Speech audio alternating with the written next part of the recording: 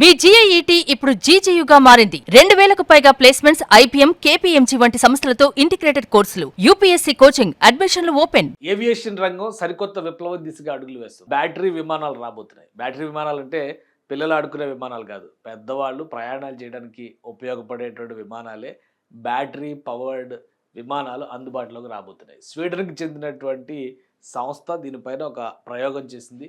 27 నిమిషాల పాటు హెవీ బ్యాటరీతో ఒక మోస్తరు సైజు ఉన్నటువంటి విమానం గాలిలో సౌకర్యవంతంగా విహరించింది. దాని విశేషాలు తెలుసుకునేటువంటి ప్రయత్నం చేద్దాం. ఒకసారి మనం చూస్తే ఈ సంస్థకు సంబంధించి హార్ట్ ఏరోస్పేస్ సంస్థ, స్వీడన్కి చెందినటువంటి సంస్థ, అనేక ప్రయోగాలు చేస్తుంది. సో ఆ సంస్థ రిలీజ్ చేసినటువంటి ఒక విమానం ఇది చూద్దాం. న్యూయార్క్ ప్లాట్స్బర్గ్ ఎయిర్పోర్ట్ నుంచి ఆపరేషన్స్ చేశారు. చూస్తే ఈ వీడియో తెల్లవారుజామున చేసినటువంటి ప్రయోగం అనమాట. దాదాపు 27 నిమిషాల పాటు ప్రయాణం చేస్తుంది. అందులో గొప్పే ఉంది, కానీ గొప్ప చాలా ఉంది. ఎందుకంటే ఇది బ్యాటరీ పవర్డ్ విమానం. బ్యాటరీ పవర్డ్ అంటే ఇప్పుడున్నటువంటి హై డెన్సిటీ ఫ్యూయల్స్తో పోలిస్తే అతి తక్కువ ఖర్చుతో ఎగిరేటువంటి విమానం. సో సౌకర్యవంతంగా ఆకాశంలో విహరించింది, అంతే సౌకర్యవంతంగా ల్యాండ్ అయింది.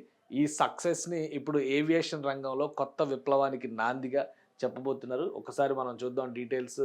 సో ఈ ఫ్లైట్ స్పెషాలిటీ ఏంటంటే కేవలం $5 మాత్రమే ఈ ప్రయాణానికి అయినటువంటి ఖర్చు. అంటే $420 మన ఇండియన్ కరెన్సీలో చూస్తే.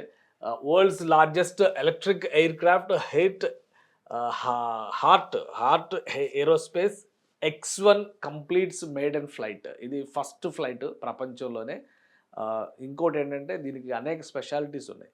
సో ఎక్స్పెండిచర్ పరంగా కానీ, వెయిట్ పరంగా కానీ, దూర ప్రయాణాలకు సంబంధించి కూడా సురక్షితమైనటువంటి మోడల్గా దీన్ని చెప్తున్నారు. Heart Aerospace X1 prototype route Plattsburgh international airport test సర్క్యూట్లో ఇది చేశారు. 27 నిమిషాల పాటు ప్రయాణం చేసింది. ఒక పైలట్ దీనిపైన 30 సీట్ల కెపాసిటీ ఉన్నటువంటి విమానం ఇది. అలానే propulsion battery electric 1+ megawatt power అనమాట.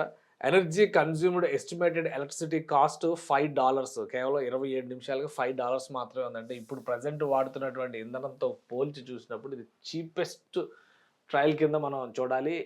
హార్ట్ ఏరోస్పేస్ ఎలక్ట్రిక్ ఏవియేషన్ విప్లవం ఇది ఫస్ట్ ప్రోటోటైప్. దీనికి సంబంధించి మనం చూడాల్సింది ఫస్ట్ ఏంటంటే ఎలక్ట్రిసిటీ పవర్. ఇది అదే జెట్ ఫ్యూయల్, సాంప్రదాయంగా ఉపయోగించేటువంటి జెట్ ఫ్యూయల్ అయితే చాలా హై కాస్ట్ అవుతుంది. ప్లస్ ఇవి శిలాజ ఇంధనాలు కాబట్టి దాని వెలికితీతకి, ప్రాసెసింగ్కి చాలా టైం పడుతుంది. But battery powered electric vehicles వలన ప్రయోజనం ఏంటనేది నేను కొత్తగా చెప్పాల్సినటువంటి అవసరం లేదు.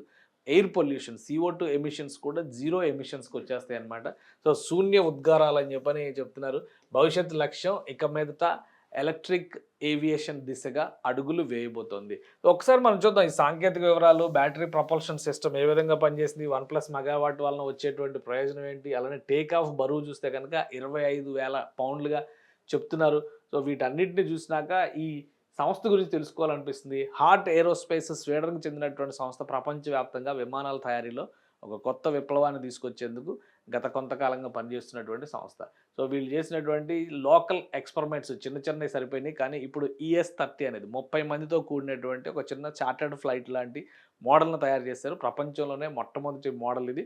సో ఈ మోడల్కి విశేషమైనటువంటి ఆదరణ వచ్చింది. అయితే ఇప్పుడు ప్రోటోటైప్ సక్సెస్ తర్వాత ఇదే మోడల్, ఇప్పుడు మనం ఇందాక ఎగిరిన విమానం ఇదే, పైన చూసిన విమానం ఇదే, దాని మోడల్ని వీళ్ళు ఇచ్చినటువంటి డిజైన్ నమూనా కూడా ఇదే అనమాట. So cost fundamentally lower caste model for aviation. రాబోయే రోజుల్లో చిన్న ప్రాంతాలు అంటే ఇప్పుడు విజయవాడ, గుంటూరు మధ్య కూడా విమానాలు వచ్చేస్తున్నాయి, విమానాశ్రయాలు వచ్చేస్తున్నాయి. అలానే ఆంధ్రప్రదేశ్లో ఏకంగా 6 కొత్త ఎయిర్పోర్ట్ల ప్రణాళిక నడుస్తుంది. తెలంగాణలో జిల్లాకో విమానాశ్రయం ప్రణాళిక నడుస్తుంది. వీటన్నిటికీ ఉపయోగపడే ప్రోటోటైప్ అనమాట. చీపెస్ట్ కాస్ట్ అవుద్ది.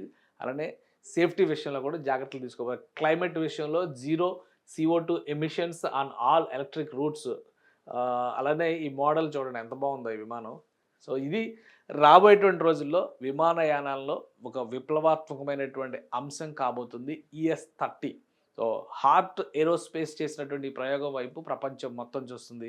రాబోయే రోజుల్లో ఎలక్ట్రిఫైడ్ ఏవియేషన్ని మనం చూసే అవకాశం వస్తుంది. ఎలా అయితే రైల్వేల్లో విప్లవాత్మకమైనటువంటి మార్పులు వచ్చినాయో రాబోయే రోజుల్లో విమానయానంలో కూడా అలాంటి మార్పులకి నాంది పలకబోతోంది హార్ట్ స్పేస్ ప్రయోగం.